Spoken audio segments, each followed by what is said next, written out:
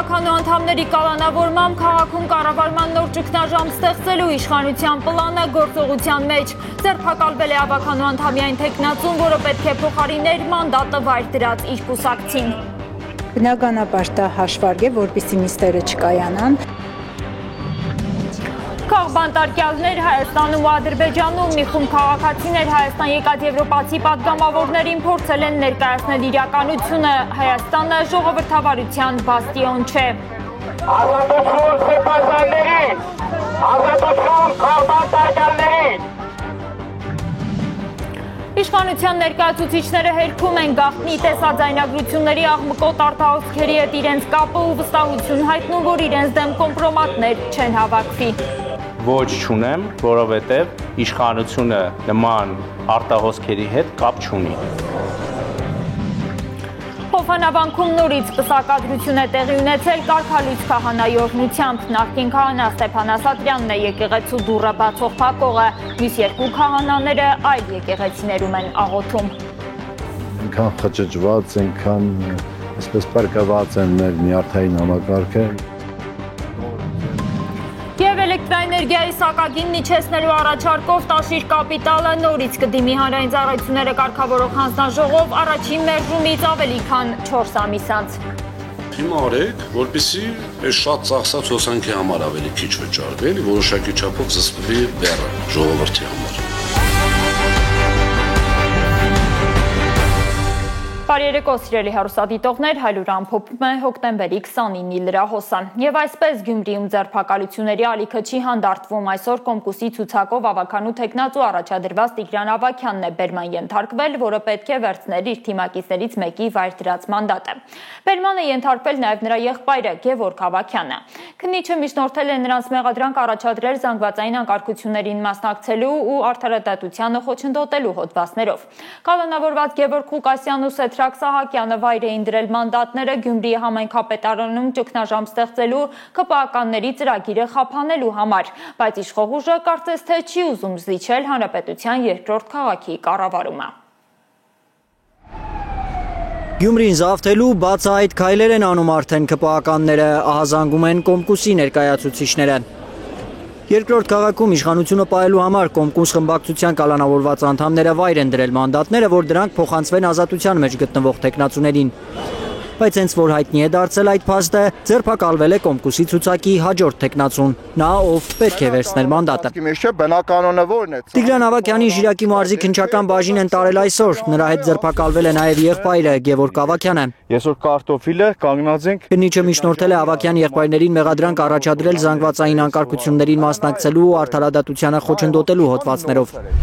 Գյումրիում ավականու 33 մանդատներից 14-ը ԿՊԱ-կաններինն են, ընդդիմադիր 4 ուժերը միասին ունեն 19 մանդատ։ Հիմա, քանի որ ավականու 2 անդամ եւ քաղաքապետը կալանավորված են, Գյումրիում ընդդիմությունը 16 ձայն ունի, իսկ քվորում ապահովելու համար 17 մարդու ներկայություն է պետք։ Եթե ԿՊԱ-կանները բոյկոտեն, ավականու նիստերը կտապալվեն։ Դա թույլ չտալու համար ավականու կալանավորված 2 անդամները հրաժարվել են մանդատներից։ Երեքշաբթի մանդատը դրել է Վարդան Ղուկասյանի եղբոր թոռ Գևորգ Ղուկասյանը, այսօր Սեթրակ Սահակյանը։ Նրանք մանդատները վայր են դրել եւ ըստ ցուցակի հերթականությամբ առաջ են գալիս մյուս անդամները։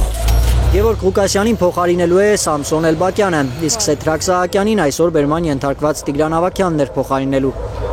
Եթե նրան էլ կալանավորեն, նա նույնպես պետք է հրաժարվի մանդատից, որ այն հաջորդին փոխանցվի եւ բալանսավորվի ավականու կազմը։ Հակառակ դեպքում Գյումրիում կառավարման ճգնաժամ կստեղծվի։ Բնականաբար դա հաշվարկ է, որպեսզի նիստերը չկայանան, բայց ամեն դեպքում այդ ամեն ինչի համար մենք պայքարում ենք, շատ համառ գնում ենք առաջ, պետք է կայանան մեր բոլոր նիստերը։ Գյումրիի ավականու 4 ընդդիմադիր ուժերի միջև Վարդան Ղուկասյանի կալանավորումից հետո տարաձայնություններ չեն եղել, ըստ Կոմկուս խմբակցության քարտուղարի մեր քաղաքը, իմ զոր համայնք եւ Մայր Հայաստան խմբակցությունները իրենց համագործակցությունը շարունակելու պատրաստակամություն են հայտնել։ Ոչ, չունենք նման կողմեր, բոլորը ինչպես ի սկզբանե մեզ աջակցել են, նման կերպ շարունակելու ենք միասին աշխատել, ինչ սկզբունքով որ մտել ենք շենք, մերժել ենք քաղաքացիական պայմանագրին, այդպես էլ առաջնորդվելու ենք։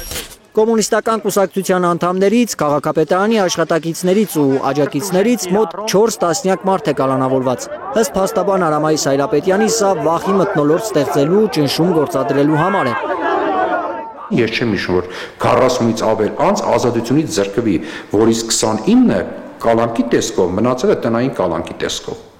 Սա ինչի մասին է խոսում, սա խոսում է մասին, որ սա ծրագիր է, ոչ թե քայլատատավարական տածական։ Էս է վիճակը։ Քննիչներն ու դատարանը քննության առարկա չեն դարձնում անգամ այն տեսանյութերն ու իրեղեն ապացույցները, որ փաստաբաններն են ներկայացնում, պնդում է Արամայիս Հայրապետյանը։ Ակնհայտեն է, որ այդ անձանց մեծ մասի կալանքները, թեկուզ տնային կալանքները, դրանք քաղաքական ճնշման կամ քաղաքական ցանկության հետևանք են եղել։ Այդ որ դատավոր այսօր ինչպես Նիկոլ Փաշինյանն է ասում, այդպես դատավոր կա, որ իր ուզածը կամ ասածը չանի։ Գյումրիի քաղաքապետարանի կրթության բաժնի 3 կին աշխատակիցները, այդ թվում ԿՊԱ-կան պատգամավոր Կարեն Սարուխանյանի զոքանչը, տնային կալանքի տակ են։ Կոմունալ բաժնի վարորդներից մի քանիսը տնային, մյուսները երկամսյա կալանքի տակ են։ Ալբերտ Սելոփյան, Ալեքսանդր Սարգսյան, Խաչատուր Գևորգյան, Հայլուր։ 9 դրվագով պաշտոնեական լիազորությունները չարաշահելու համար մեղադրանք է ներկայացվել նաև ընդդիմադիր միասնություն դաշինքը ներկայացնող Բյուրեղավանի համայնքապետ Հակոբ Բալասյանին։ Տեղեկությունը հայտնել է հակակոռուպցիոն կոմիտեն։ Քրեական վարույթն առնչվում է ձևական աճուրների միջոցով հողերի ապօրինի օտարմանը։ Կոմիտեն նաև հայտնել է, որ համայնքապետի նկատմամբ որպես խափանման միջոցներ կիրառվել են բացակայելու արգելքն ու պաշտոնավարման կասեցումը։ Ապարանի համայնքապետարանում 9 մարդ է ձերբակալվել, նրանցից 3-ը համայնքապետարանի աշխատակիցներ են։ Հակակոռուպցիոն կոմիտեն հաստատել է, որ քննչական գործողություններն իրականացվել են իրենց մոտ քննվող կաշառք ստանալու եւ տալու մեղադրանքներով հարուցված քրեական վարույթի շրջանակում։ Ավելի վաղ լուրեր էին շրջանառվում, որ իրավապահները խուզարկություններ են իրականացրել մի շարք հասցեներում, այդ թվում Ապարանի համայնքապետարանում։ ՄԱԿ-ի իրավապաշտպանների վիճակի հարցերով հատուկ զեկուցող Մերի Լոուլորը դատապարտել է փաստաբան Ալեքսանդր Կոչուբաևի ազատազրկումը։ Քաղաքական իրավունքների հայկական կենտրոնի հաղորդմանն ի պատասխան է ՄԱԿ ներկայացուցիչը արձագանքել փաստաբանի կալանավորմանը։ Կոչուբաևը քրեական հետապնդման է ենթարկվել Հայ առաքելական եկեղեցու հոգևորականների դեմ անարդար հալածանքները քննադատելու համար։ Կոչ է մանում Հայաստանի իշխանություններին անմիջապես դադարեցնել դրանք, ասել է Մերի Լոուլորը։ 2026 թվականին համաներում չի լինի։ Այսօր խորհրդարանում 2026 թվականի բյուջեի նախագծի քննարկման ժամանակ հայտնել է արդարադատության նախարարը, չնայած հենց Սրբուհի Գալյանն է մտահոգություն հայտնել, որ քրեակատարողական հիմնարկները գերծանրաբեռնված են, ընդ որում կալանավորներն ավելի շատ են, քան դատապարտյալները, որովհետև կալանքը շարունակում է կիրառվել որպես պատժի միջոց, խորհրդարանում հայտարարել է Հայաստան խմբակցության պատգամավոր Ագնես Ախամոյանը, վերջին 4 տարվա վիճակագրությունը ներկայացրել։ Ըստ դրա կալանավորների եւ դատապարտյալների թիվը երկրում աճել է։ 2025-ի տվյալով այս պահի դրությամբ 1401 կալանավորված անձ կա քրեակատարողական հիմնարկներում, իսկ դատապարտյալները 1285-ն են։ Խամոյանը հետաքրքրվել է բացի նրանից, որ արդարադատության նախարարը մտահոգված է այդ տվյալներով, որովհետև բանարվում է, որ կալանքը որպես պատիժ չկիրառվի երկրում։ Հասցե ատերը մենք չենք, պատասխանել է Գալյանը։ Օրեր առաջ փաստաբանին, որը գրառում էր արել, կոշտ գրառում էր, կոպիտ գրառում էր, վիրավորական գրառում էր, այո, կարելի է այդ ձևակերպումները տալ։ Մեղադրանք են հարուցում արատավորող տեղեկություններ հայտնելու հոդվածով, լավ են անում, որ հարուցում են։ Մի ամբողջ ալֆա ջոկատ գործից կտրում են, բերում են փաստաբանին, իր դատից հետո պարկացնում են ասֆալտին, բերման են ենթարկում եւ խափանման միջոցը ընտրում են կալանքը։ Ես ուզում եմ հասկանալ, մարդը գրառում է արել, փաստաբանը գրառում է արել,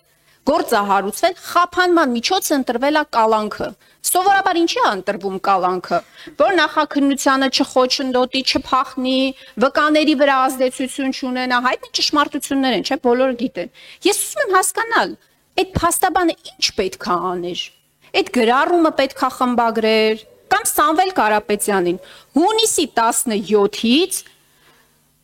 գործը օրինակ չի ուղարկվում դատարան։ Այդ մի նախադասության համար կալանքը ընտրվել է որպես խափանման միջոց։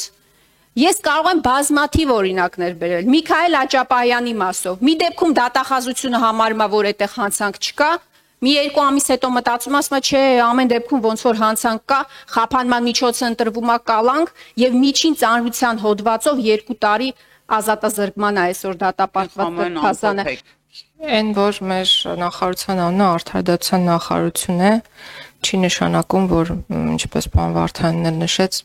մենք պատասխանատու ենք մեր երկրում արդարադատություն իրականացնելու համար, եւ այն, որ մեր նախարարության անունը արդարադատության նախարարություն է, չպետք է քաղաքացիների մոտ թյուր ընկալում ստեղծի առայն, որ մեր երկրում արդարության մթնոլորտի, արդարադատության իրականացման պատասխանատուն նախարարություն է, որովհետև նախարարությունը որևէ երկրում նման երևույթի պատասխանատուն չի կարող լինել։ Կալանքը որպես պատիժ Հայաստանում սովորական դառնալու մասին է այսօր եղել նաև մի խումբ մարդկանց ակցիան ազգային ժողովի դիմաց։ Նրանք Եվրանեստին մասնակցելու համար Հայաստան ժամանած եվրոպացիներին ահազանգել են, որ մի քանի տասնյակ քաղբանտարկյալներ կան Հայաստանում, ու մեր երկիրն ամենևին էլ ժողովրդավարության բաստիոն չէ։ Այդ մասին երեկ որոշ եվրոպացի հյուրեր էին նաև բարձրաձայնել մեր երկրի թիվ 1 քաղաքական ամբիոնից։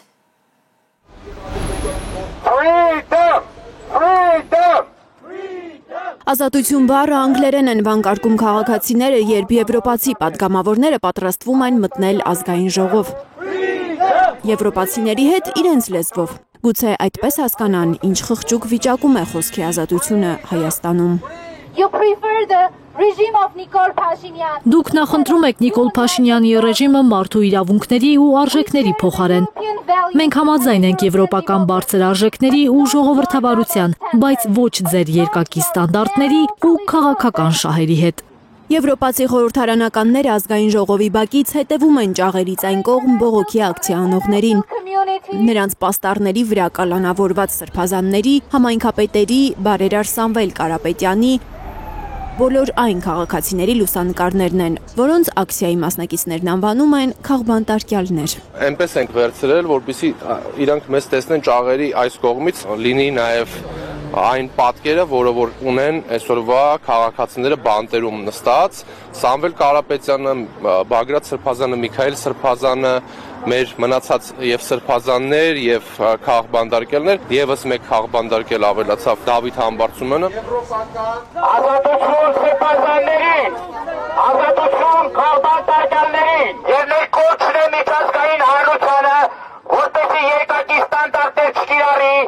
եւ կոնկրետ բարձրամիջոցներ կիրառի իշխանական այն ներկայացուցիչների նկատմամբ, որոնք ուղղորդում են դատական համակարգը SMS հաղորդագրություններով։ Եվրոպացի քաղաքական գործիչները լավ էլ տեղեկացված են Հայաստանի բարքերից։ Նրանցից երկուսը խորհրդարանի ամբիոնից 3 ամոթանք էին տվել ՔՊԱ-ականներին։ Հորդորել էին զգուշանալ, իրենք տեսնում են, որ Հայաստանում մասկի շոուներով ու ասֆալտին փռելով են բերման ենթարկում մարդուն արտահայտած կարծիքի համար։ Բայց այսօր եվրոպացի խորհրդարանականները ավելի զուսպ են իրենց ելույթներում։ Հիմա էլ նրանց թիրախում Պուտինն է, Ռուսաստանին են մեղադրում Մոլդովայում, Ուկրաինայում, Բելարուսում, աշխարհի երեսին տեղի ունեցող բոլոր հանցանքների համար։ Ռուսաստանի վերջնական նպատակը ավելին է, քան Ուկրաինան։ Ամբողջ Եվրոպան է Ռուսաստանի ագրեսիայի վտանգի տակ։ Պատժամիջոցները պետք է պահպանվեն։ Իդեպ Երևանյան Եվրանեստին նաև թուրք պատգամավորներ են մասնակցել։ Նրանց ներկայությամբ է ազգային ժողովի նախագահը խոսել հայ-ադրբեջանական հարաբերություններից, այսպես կոչված խաղաղությունից, վերջում էլ մի թեթև անդրադարձել է հայ գերիներին։ Շարունակում են մնալ չլուծված մի շարք մարդասիրական հարցեր։ Ադրբեջանում պահվող անձանց ռազմագերիների հարցը դերևս լուրջ խնդիր է, որը պետք է լուծում գտնի։ Երևանում անցկացվող Եվրանեստին հրաժարվել են մասնակցել Վրաստանը, Ադրբեջանը։ Եվրանեստը խրախուսում է հակաժողովրդավարական վարքագիծը, արդարացնում բռնի քաղաքական ծրագրերը։ Այսպես է իր որոշումը բացատրել Թբիլիսին։ Եվրախորհրդարանի փաստաթղթերը եւ հայտարարությունները հակասում են Ադրբեջանի ինքնիշխանությանը, տարածքային ամբողջականությանը։ Այսպես էլ Բաքուն է պատճառաբանել իր բոյկոտը։ Լիլիթ Գասպարյան, Կարինե Մանգասարյան, Նորայր Շարբաթյան եւ Գագիկ Տեր-Ղազարյան, Հայլուր։ Շարունակենք Արշակ Սրբազանին վերագրվող տեսանյութերին առնչվող հաղորդումը դատախազությունն ուղարկել է քննչական կոմիտեի, ենթադրվում է, որ քննությունը պետք է պարզի, թե ով կամ ովքեր են խախտել քաղաքացու անձնական կյանքի գաղտնիությունը։ Իշխանության ներկայացուցիչները հերքում են գաղտնի նկարահանումների հետ իրենց կապը, բայց միևնույն ժամանակ չեն մտահոգվում, որ իրենց դեմ էլ կարող են կոմպրոմատներ հավաքվել։ Այսօր խորհրդարանում լրագրողների հետ զրույցում այդպիսի հայտարարություն է արել վարչապետի աշխատակազմի ղեկավար Արայիկ Հարությունյանը։ Իդեպ նրա տեղակալի Տարոն Չախոյանի անվան հետ է կապվում Media-News կայքը, որը առաջինն էր հրապարակել հոգևորականների կալանավորման հիմք դարձած գաղտնի ձայնագրությունները։ Մտավախություն չունի վարչապետի աշխատակազմի ղեկավարը, որ մի օր այս մատի այսպեսով մի ճտիկ որոշմամբ իրեն էլ կնկարեն բաղնիքում, ինչպես Մայրաթորի դիվանապետ Արշակ Սրբազանին։ Ոչ չունեմ, որովհետև իշխանությունը նման արտահոսքերի հետ կապ չունի։ Դժվար է հավատալ Արայիկ Հարությունյանին, երբ Արշակ Սրբազանին վարկաբեկող տեսանյութերը տարածվել են վարչապետի Սրբազան գնա շարունակիր քերուտ կնգան դոմփել գրառումից հետո։ Երբ անհայտ Թելեգրամյան ալիքի այդ 18+ տեսանյութերը նախ տարածել է վարչապետի աշխատակազմի ղեկավարի տեղակալի անվան հետ կապվող լրատվամիջոցը։ Տեսեք, հիմա դուք Սրբազանն ասում է, հորինվածք են վարկաբեկիչ տեսանյութերը, առաջարկում է դրանք դնել սերաբորբոք ՔՊԱ-ականների պատերին։ Այս հարցին էլ չեմ անդրադառնալու։ Բայց ուզելով չէ, ստիպված է անդրադառնալ։ Ի վերջո, ազգային անվտանգության ծառայությունը վարչապետի ենթակա մարմինն է կամ կառավարության, բայց այնուամենայնիվ սա խոսում են մասին, որ եթե իրենց մասնակցությամբ է եղել, սա ինքնին արդեն միանգամից պատասխանատվություն առաջացնել, եթե իրենց մասնակցությամբ չի եղել, առաջանում է հարց, բայց իրենք ուր են, ուրեմն իրենց տեղում չեն։ Ես կարծում եմ, որ ազգային անվտանգության ծառայությունը համապատասխան քայլեր իր լիազորությունների շրջանակում անում է։ Իսկ ինչ է անում ինքը կառավարությունը անձնական տվյալների պաշտպանության համար, հատկապես որ Եվրամիությունը պայման է դրել ԵՄ մտնելու համար Հայաստանը պետք է ունենա անձնական տվյալների պաշտպանության այնպիսի ամբողջական եւ անկախ համակարգ, ինչպիսին եվրոպականն է։ Պայմանը կա, կատարողը չի շտապում։ 2026 թվականից Ֆիննախը 2026-ի համար բյուջեի տողով լրացուցիչ գումար չի հատկացրել գործն արագացնելու համար։ Կա առաջարկ ստեղծել առանձին անկախ մարմին, որի հետ կապված առանձին դրույթներ հենց վաղը քննարկվելու է վարչապետի գլխավորությամբ։ Եվ եթե որոշում լինի այն մասին, որ պետք է առանձին մարմին լինի, ապա դա տեղի կունենա եւ միջոցները կհատկացվեն հավելյալ։ Լավ, իսկ ինչ արժեքներով է առաջնորդվում Փաշինյանի հռչակած իրական Հայաստանը։ Հարցնում են ՔՊԱ-ականների, եթե ապայից հոգնած ընդդիմադիրները։ Հայ ժողովրդի ազգային արժեքներն են։ Վարչապետի աշխատակազմի ղեկավարը իրական Հայաստանի ժողովրդի ազգային արժեքների ավելի քան 50 անուն է տալիս։ Հայ առաքելական եկեղեցին ցանկում 23-րդն է, ու որպես ազգային արժեք եկեղեցի միակն ու բացառիկը չէ։ Հայ կաթողիկ եկեղեցին, հայ ավետարանական եկեղեցին։ Վարչապետի կողմից, այսպես ասած, հովանավորվող հայոց ինքնությանը վերաբերող տոների մասին խոսելիս Արայիկ Հարությունյանը նախ չի ասում բանակի տոն, առաջին հանրապետության օր, անկախության օր։ Փաշինյանի աշխատակազմը ազգային ինքնության համատեքստում երկու տոնակատարություն է կազմակերպում՝ քաղաքացու օրը, մեր ժամանակների հերոսը, որը արդեն էլի 2000 կամ 18-ից կամ 19-ից աշխատակազմի կողմից իրականացում է։ Ասենք օրինակ անկախությունը կամ բանակը ավելի քիչ կարևոր են, քան այս երկուսը։ Դուք երևի չֆիքսեցիք իմ պատասխանի մեջ, թե ես ինչ ասեցի։ Նաև այս միջոցառումները, որոնք իրականացում են այն արժեքային համակարգի եւ ինքնության հետ կապված հարցերով, որոնք դուք նշեցիք եւ որոնց մասին ես խոսեցի։ Այսինքն ձեր պատկերացմամբ ինքնությունը բնութագրվում է քաղաքացիությամբ եւ ժամանակի հերոսով, շարունակում է հարցնել ընդդիմադիր խմբակցության քարտուղարը, զայրացնել ի տարբերություն վարչապետի իր դժխոյական հանգստությամբ հայտնի աշխատակազմի ղեկավարին։ Երբեմն տհաճություն եմ զգում, որ երբեմն տհաճություն է զգում նաև իր որակմամբ չանաչանատվող լրագրողների հարցերից։ Եվ ոչ թե հարց տալու, Ախ այդ լրագրողները, որ աշխատում են բոլոր քպականներին հարցնել։ Մտավախություն չունեք, որ բաղնիքում մի օր էլ ձեզ կնկարեն, կամ գուցե արդեն նկարել են, որ շարունակեք հնազանդ լինել։ Արփիս Քեսյան, Նորա Շարբաթյան, Արմեն Ապրեսյան, Հայլուր։ Կարգալույց որոշ քահանաներ հայ առաքելական եկեղեցու եւ կաթողիկոսի պաշտպանության դիրքերից են խոսել, քննադատելով իրենց երբեմնի հոգեվոր եղբոր Ստեփան Ասատրյանի խառնակցությունը։ Նախկին քահանան փոխել է Հովանավանքի դրամփականները, դառնալով եկեղեցու դուռը բացող փակողը։ Մյուս քահանաներին նոր բանալիները չի տվել։ Նրանք ստիպված այլ եկեղեցիներում են անցկացնում իրենց արարողությունները։ Իսկ Հովանավանքում այսօր էլ պսակադրության արարողություն է եղել կարգալույց քահանայի օրհնությամբ։ Եվս մեկ զույգ է պսակել Հովանավանքում կարգալույց քահանան։ Նիկոլ Փաշինյանի բարձր հովանու տակ Ստեփան Ասատրյանը ինքնիրավչություն է անում վանքում։ Շատ վերլուծաբաններ պնդում են, թե այլընտրանքային հոգևոր օրակարգ է առաջ քաշել, փոխելով Հովանավանքի դարպասի փականները ու փակելով դուռը օծյալ քահանայի առաջ։ Չնայած կադրերում էլ երևում է, որ նոփնորեն փականները, Ստեփան Ասատրյանը վստահեցնում է, թե չի փոխել դրանք։ Փոխված է փականների եկեղեցու։ Ոչ։ Հիմա երբ որ Հովանավանքի օծյալ քահանա Տեր Սարգիսը պնդում է, որ աչքով է տեսել, ինչպես են եկեղեցու դռներից հանել հին փականները։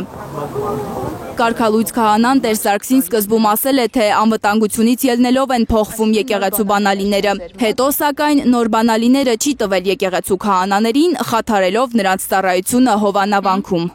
Ափսոս, որ ես չհասցրեցի նկարել այդ պահը, երբ որ միջուկը հանված էր ու այդ տեղը դատարկ էր, ինչու էին հանել։ Տեր Սարգիսը փաստացի ոչ կարող է, ոչ էլ ուզում է այս իրավիճակում Հովանավանք մտնել։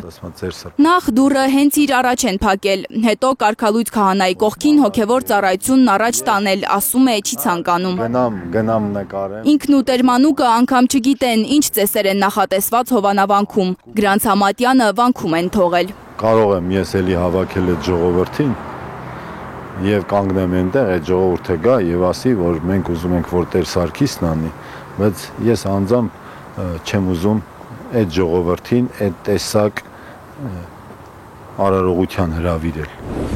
Ստեփան Ասատրյանը, որ տեսախցիկը տեսնելուն պես վեր է կենում տեղից եւ եկեղեցում ինչ որ դասավորություններ անում, ասում է, որ ծիսակատարությունների Գրանց Համատյանն իր մոտ չէ։ Մատյանն էլ է ձեր մոտ։ Տեր Սարգսի խոսքով ինքն է անձամբ այդ Գրանց Համատյանը թողել եկեղեցում։ Իսկ այդ Գրանց Համատյանը, որի մեջ որ մենք միասնաբար նշումներ էինք անում մեր արարողակարգերի համար,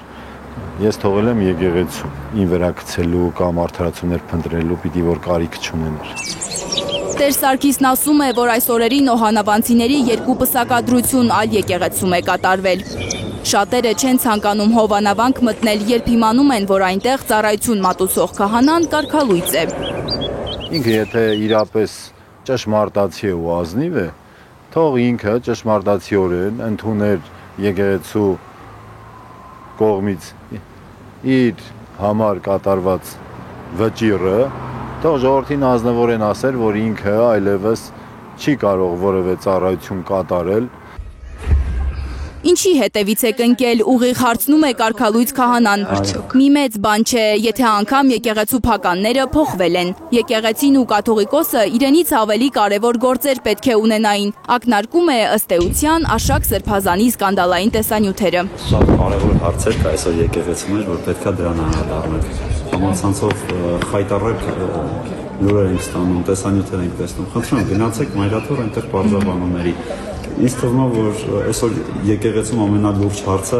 զամոթների միջուկների հարցը չի, ուղղակի ծիծաղելու է ամեն ինչ, այսինքն ձեր վերաբերմունքն ասա նաև եկեղեցու նկատմամբ, թե ինչն է ձեր համար եկեղեցու մեջ կարևոր եւ ինչը անկարևոր։ Բայց դրանց միջոցով են, չէ՞, հոգեվորականներ։ Միջուկներն է, չգիտեմ, ծիծաղելի է։ Ստեփան Ասատրյանին դեռ ուսանողական տարիներից ճանաչող մեկ այլ կարգալույց քահանա է զրուցել Հայլուրի հետ։ Արթուր Խնոյանը չի ընդունում իր նախկին հոգևոր եղբոր այսօրվա քայլերը։ Նախկին Տեր Արամի պարագայում այս ամեն ինչը խախտվել է։ Ինքը ասում է ես եկեղեցին սիրում եմ, բայց հակառակ բանն է անում։ ինքը խոնարհություն է խաղացում, բայց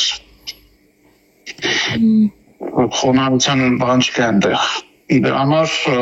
ցավալի է տեսնել սա։ Արթուր Խունոյանն անձամբ է դիմում ներկայացրել, խնդրելով կարգալույծ անել իրեն։ Պատմում է, որ կաթողիկոսն իրեն մի քանի անգամ կանչել է առանձնազրույցի, փորձել է հետ պահել որոշումից։ Ինչ էլ լինի, ես նորից եմ ասում, ես կենթարկվեմ օրվա կաթողիկոսի հրանգին։ Ինչ էլ լինի, ես կամանամ եկեղեցու բավակ։ Ապշել է, երբ լսել է Ստեփան Ասատրյանի հայտարարությունը, թե իբր կաթողիկոսը նրան ստիպել է մասնակցել ընդդիմության ցույցերին։ 2018 թվականի դեպքերի ժամանակ կաթողիկոսը ուղարկել է հոգևորականներ, բայց ոչ թե ուղարկել է նրա համար, որպեսզի ինչ-որ մեկին աջակցեն կամ այլ մեկին դեմ դուրսնա, այլ հոգևորականները ընդեղ են եղել, որպեսզի իրար մեջ ընդհանուրներ տեղի չունենան։ Որտեղ մարդիկ կան հավաքված, առավել եւս, եթե լարված է իրավիճակը, այնտեղ պետք է լինեն հոգևորականներ։ Արթուր Խունոյանը չի կարծում, թե հանրահավաքներին գնալ-չգնալն է Ստեփան Ասատրյանի անհնազանդության պատճառը։ Ինքը իր վարկածն ունի։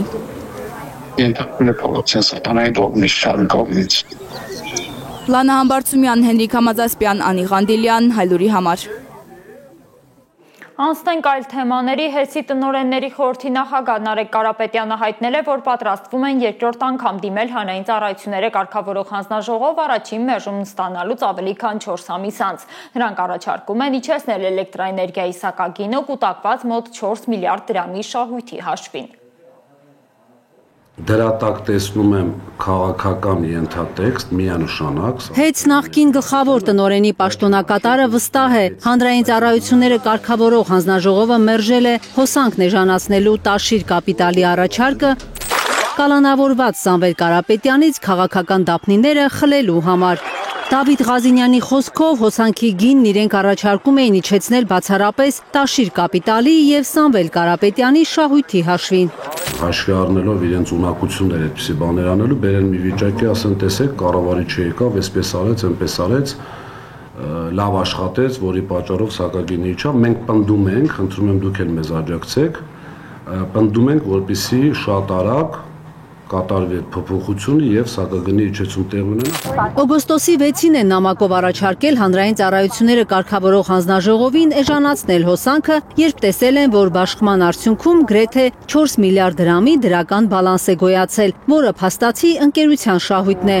ՀԾԿՀ-ն մերժել է հիմնավորելով, թե հաջորդ 6 ամսում բալանսը կարող է փոխվել։ Ղազինյանը հակադարձում է, հավելյալ գումարը պետք է հիմա ուղղել սակագնի իջեցմանը, ձմռանը մեղմելով բնակչության ծախսը։ Հիմա արեք, որպեսզի այս շատ ծախսած հոսանքի համար ավելի քիչ վճարվի, էլի որոշակի չափով զսպվի բեռը։ Իջեցրու սակագինը պարոն Մեսրոպյան Facebook-յան իր էջում այս հորդորով է հանրային ծառայությունները կարգավորող հանձնաժողովի նախագահին դիմել մեր ձևով շարժման համակարգող Նարեկ Կարապետյանը։ Նա տեղեկացնում է, որ վաղը մի անգամ էլ են դիմելու հանձնաժողով, պահանջելով հիմա իջեցնել հոսանքի սակագինը։ Դավիթ Ղազինյանը ենթադրում է, որ նորից են մերժում ստանալու։ Անկախ համարվող հանձնաժողովի նախկին ԿՊԱ-ական նախագահ Մեսրոպ Մեսրոպյանը նրա խոսքով ամբողջությամբ իշխանության ազդեցության տակ է։ Որպեսզի Սամվել Կարապետյանը դափնիներ չունենա այդտեղ։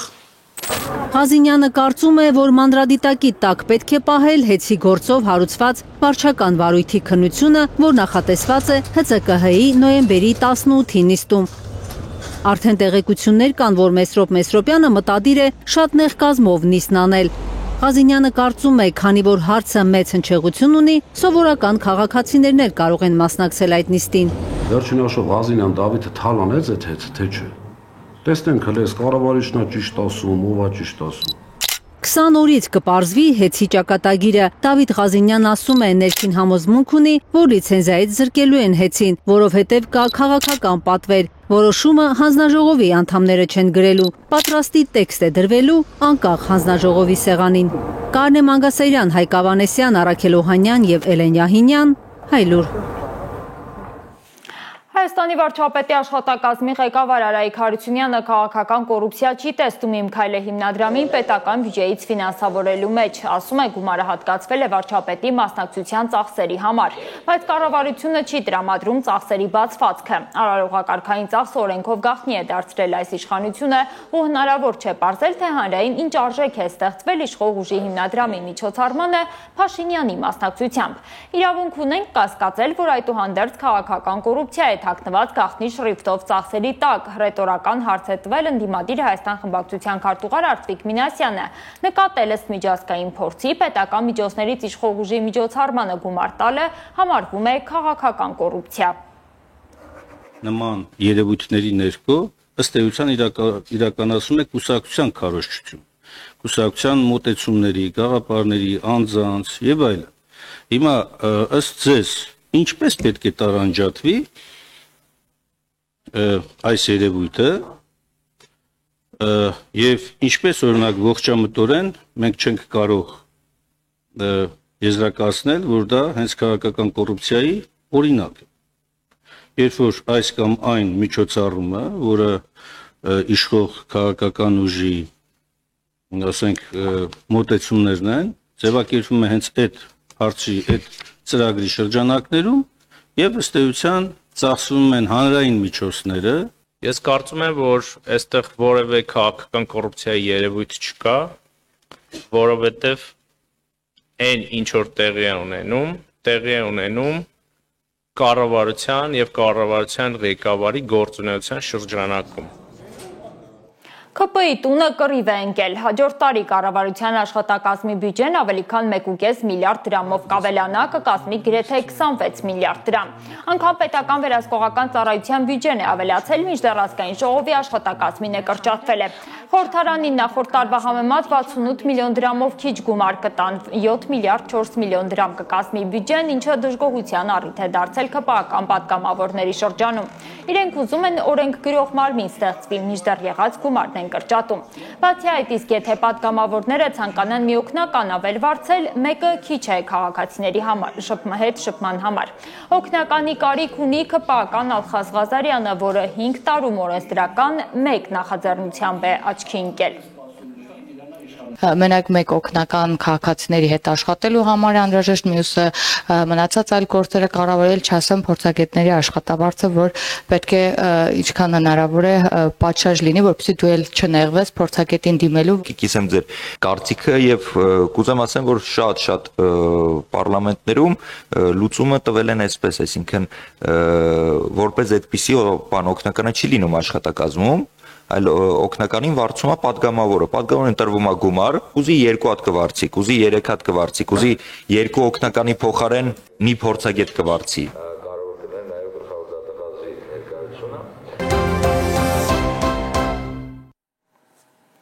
Համայնքային խնդիրների մեջ խրված դողսում առաջին հերթին խաղաղություն են ուզում վաղ շաբաթի համայնքապետի հաղթանակ դաշինքի թեկնածուին են բնակիչներն ասել, որ ամեն ինչից առաջ ուզում են պատերազմ չլինի, չեն հավատում, որ գործող իշխանության հետ դա հնարավոր է։ Ես էլ եմ եկեսկե, որ ծանոթանամ Բնեք ծանոթանան, տնվենք արդի վասնակցեք, ես այստեղ եմ հնվատլական սայր նկարնա մեր առաջ ամանն ենք։ Սևակ Խաչատրյանին էր սպասում այս կինը, հաղթանակ դաշինքի հետ հույսեր է կապում։ Հուսահատություն անորոշություն է դողսում, մարդիկ հիասթափված են։ Պարզապես այդ պատերազմից հետո մենք շատ մոլորություն գտնենք են։ Մենք էլ չենք իմանում ոնց անենք, ում ընտրենք, ինչ անենք, որտեղի ամենից լավ գնա։ Հաղթանակ դաշինքի վաղաշաբաթի համայնքապետի թեկնածուն լավ է հասկանում հայրենակիցներին, նրանց վստահեցնում է, եկել է հաղթանակի ժամանակը։ Սասկները դուխով, առաջին գնում դուխով, բայց լրիվ մեկ դուխը լրիվ կոտրեց։ Խաղաղություն են ամենաշատն ուզում դողսում։ Խաղաղություն եմ ուզում, ամենակարևորը առաջինը խաղաղություն։ Կարևորը ստեղ խաղաղության վճարվելու հիմնա խաղաղության բերնա, մենք ինչ խաղաղություն ենք, մարժանապատիվ խաղաղություն է դուրս ես թորացած խաղաղություն։ Իհարկե։ Արժանապատիվ խաղաղությունը այլ բան է, այսօրվա իշխանությունների առաջարկ է լրիվ այլ։ Այս կինը մանկահասակ երեխաներ ունի, գյուղում մանկապարտեզ չկա, նրանց ստիպված էջմիածին է տանում ու զայրանում է, որ քաղաքի երեխաների համար իրենց մանկապարտեզի ամսավճարը 10,000 դրամ է, գյուղաբնակների համար 20,000։ Առաջնային մեզ համար լինելա, որ ձեր գյուղն ունենա մանկապարտեզ, որպեսզի գյուղ երեխաներին չտանք։ Ներհամայնքային ավտոբուս է նաև գործելու վաղաշաբաթ համայնքում, եթե մարդիկ նոյեմբերի 16-ին մասնակցեն համայնքի հավաքանու արտահերտ ընտրություններին եւ ընտրեն առաջին համարը։ Սևակ Խաչատրյանն ասում է, եթե ընտրեն հաղթանակը։ Ու բավականի քանակով ավտոբուս լինի, որ կարողանա ձեր բակ իմացի վստահ տրանսպորտը եւ դրանք համայնքի ցանկացած վայր անվճար։ Դողսում շատերի խնդիրներն է լսում հաղթանակ դաշինքի վաղաշաբաթի համայնքապետի տեխնացուն։ Շատ ուրախ եմ, Սմբատ ջան։ Ինչ ենք անելու, կրելու ենք։ Ինչ ենք անելու, ժողովրդի վիճակը բարելավենք։ Հա, սրանց ճամփենք տուն ԿՊ-ին, որ կարողանանք բարելավենք։ Չեղավ չի լինելու։ Բուկլետներ են բաժանում Դողսում ու խնդրում են հայրենակիցներին չկորցնել հավատը։ Ժողովուրդ ջան, բարև ձեզ։ Հաղթանակ դաշինքի անդամները աղոթում են Դողսի Սուրբ Ստեփանոս նախավկայի եկեղեցում, մոմեր վառում։ Գանա Մովսիսյան, Անի Ղանդիլյան, Հայլուր։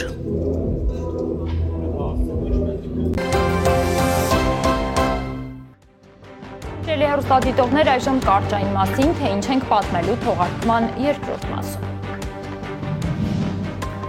Երրորդ օրն է ծափաթաղը փնտրում է 3 տարեկան կորած տղային, ավագ եղբայրը, որ անհետացման պահին հետն է եղել, վախեցած է, կամուրջից այն կողմ փրկարարների հետ գնալ չի ուզում, հետ է փախչում։ Երեխան ինքը վախեցած է։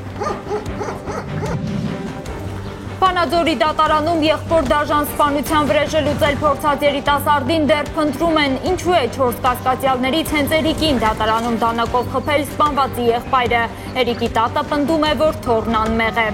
Թորն էլ ասա կոնկրետ իմացիով սպանել, նոր կզծում։ Իսրայել-Համաս հրադադարի ազդարարումից 19 օր հետո Գազայի երկնքում նորից ռումբեր են պայթել։ Դոնալդ Թրամփը չի կարծում, թե դա կարող է խաթարել իր միջնորդությամբ կնքված հրադադարը։ Ով կարող էր մտածել, որ մենք խաղաղություն կհաստատենք Մերձավոր Արևելքում։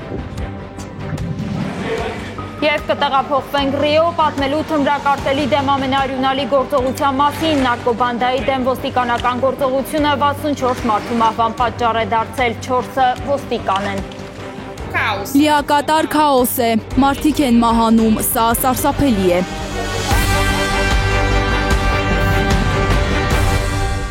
Եվ այսպես ծափաթաղում ամեն ծառի ու թփի տակ արդեն երրորդ օրն է փնտրում են 3-ամյա Տիգրանին։ Այսօր Հայլուրին հետաքրքիր տեղեկություններ է հայտնել կորած երեխայի հորաքրոջ ամուսինը։ 5 տարեկան եղբայրը, որի հետ վերջին անգամ տեսել են 3-ամյա փոքրիկին, գյուղի կամրջի մոտ հասնելիս հետ է փախչում վախեցած։ Կորած երեխայի ընտանիքի հետ հանդիպել այսօր չի հաջողվել մեր նկարահանող խմբին։ Նրանց Սևանի ոստիկանություն են տարել հավանաբար հարցաքննության։ Այսքան տեղս ես խաղալից եմ։ Ծափաթաղում 3 օր առաջ անհետացած 3-ամյա Տիգրանի հորաքրոջ ամուսինը Սեմյոնը ցույց է տալիս վայրը, որտեղ փոքրիկին վերջին անգամ տեսել են ավագ եղբոր հետ խաղալիս։ Իր հետ իջել են Պոեզիգից։ Գյուղի կողքով անցնող գնացքի գծերի մոտ կամրջի հարևանությամբ բաց դաշտից թե ուր է գնացել 3-ամյա տղան, յուղում ոչ մեկը չգիտի։ Տիգրանի ավագ եղբայրն է միակ հույսը, որ կարող է փրկարարներին, ոստիկաններին մի բան հուշել։ Ինքն է վերջին անգամ եղբոր հետ եղել, բայց հնգամյա տղան չի խոսում, համր է, հիմա նաև վախեցած։ Այդ երեխան ինքը վախեցած է։ Որ տանում են այդ ներքև են տանում, կարմունջի մոտ։ Ինքը առաջ չի կարող գնա, հետ է փախնում։ Հովանեսովների բազմազավակ ընտանիքին մեծից փոքր այսօր տարել են Սևանի ոստիկանություն, հավանաբար հարցաքննելու։ Այդ պստիկ երեխեքին բանին տարել են ոստիկանություն։ Տարել մորն էլ հետը տարել են, իմ 4 երեխին են տարել։ Տիգրանի հորաքրոջ երեխաներն են ապրում Հովանեսովների տանը։ Հարյուրավոր փրկարարներ, ոստիկաններ ու կամավորներ ոտնատակ են տվել ծափաթաղի գրեթե ամբողջ տարածքը։ Որոնումներին են միացել անգամ մոտոսպորտսմեններ։ Հայաստանի ազգային մոտոսպորտի 6 ներկայացուցիչ այսօր առավոտյան հնարավոր ամեն տեղ շրջել են, որտեղ կարող էր հասնել փոքրիկը։ Նույն տեղով մի քանի անգամ ենք անցնում, որ փորձում ենք ավելի լավ նայել էլի, սաղ փորձում ենք։ Այս տարածքը ինչքան սար, ինչքան դժվար անցանելի մասեր, անտառներ կա, որ ման ենք եկել առավոտ 7-ից արդեն սկսել ենք քշելը մանգալ։ Դիմաց է անտառը, այսինքն լճի մոտի անտառն եք նայել։ Հա, իհարկե, լրիվ ամբողջովին նայել ենք, ինչքան որ հնարավոր է նայել ենք։ Հələ որ ցավոք սրտի ոչ մի հետք, ոչ մի բան չենք գտնում։ Տիգրանի անետացման 1000 ու մի վարկած կա, Արևանգումից մինչև գազանների հարձակում։ Ասենք եթե գայլա یا մի բան տարածելի, یا հակին կշտիկնի ալել։ Այդ կշտիկը կընկնի, վանկանի։ Ամենևին հետ կմնա։ Հա, մի բան կելի էլի։ Սևանա լճի տարածքում ջրում են արդեն սկսել որոնել փոքրիկին։ Սուզորդներ են այսօր մտել Սևանա լիճ։ Էդգար Ղուշչյան, Զարո Իսահակյան եւ Աշոտ Մնոյան, Հայլուր։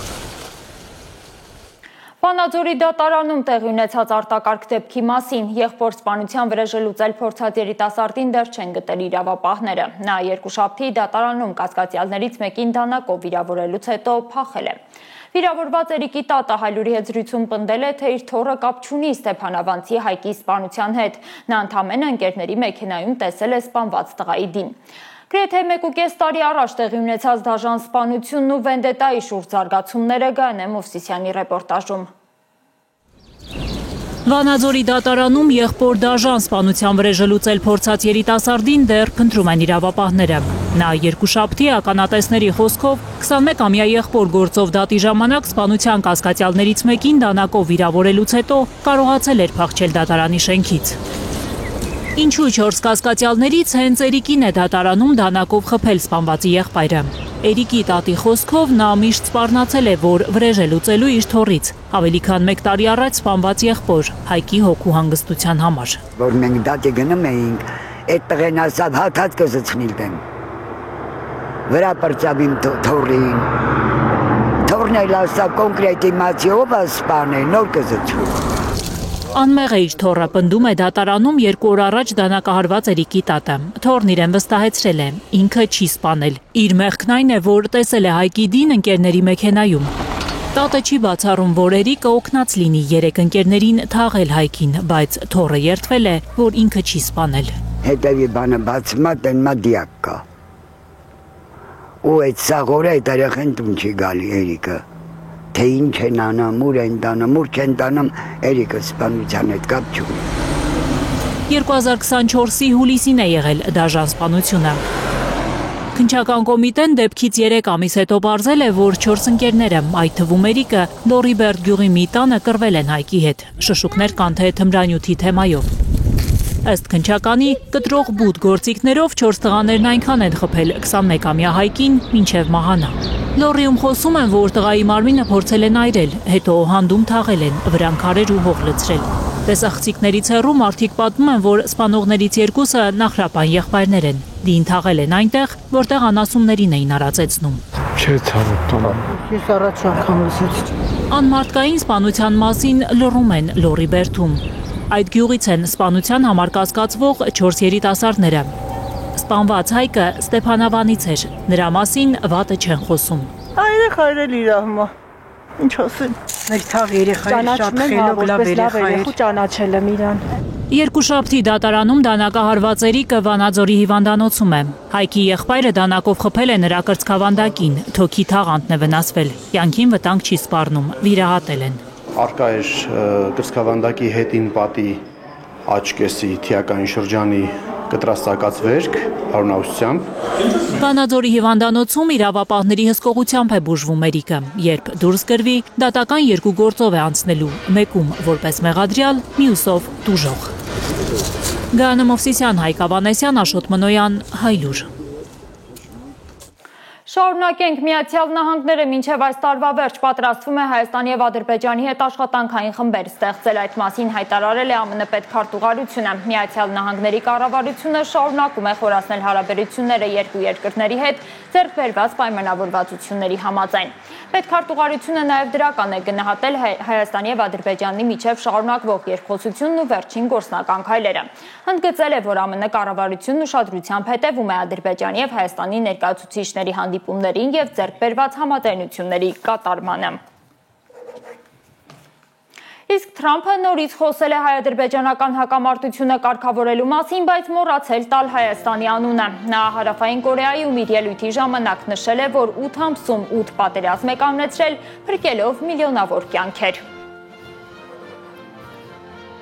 You say we're going to put 250% tariffs if you don't stop the war. Մենք փրկեցինք միլիոնավոր կյանքեր։ Ադրբեջանը նրանք հակամարտում էին 38 տարի, չէ՞։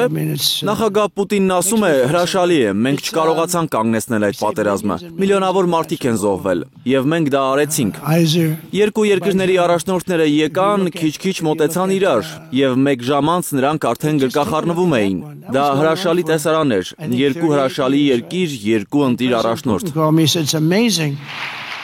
Man is doing. Մերձավոր Արևելքում հակամարտության կարգավորման հույս չուներ Թրամփը, բայց նրա կարծիքով հաջողվել է։ Թեև Գազայի երկնքում այս գիշեր խախտվել է հրադադարը, խաղաղությունը 19 օր է տևել։ Իսրայելը գիշերը հրթիռակոծել է Գազայի հատվածի քաղաքացիական ենթակառուցվածքները։ Ավելի քան 100 մարդ է զոհվել, այդ թվում 35 երեխա։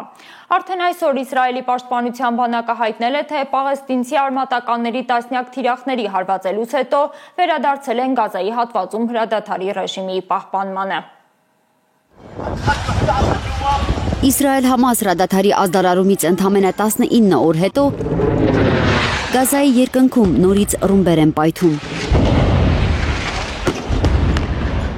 Իսրայելական բանակը հրթիռակոծել է Գազա քաղաքի Բեյթ Լահիայի, Ալ-Բուրեյջի, Նուսեյրաթի եւ Խան Յունիսի տներն ու դպրոցները։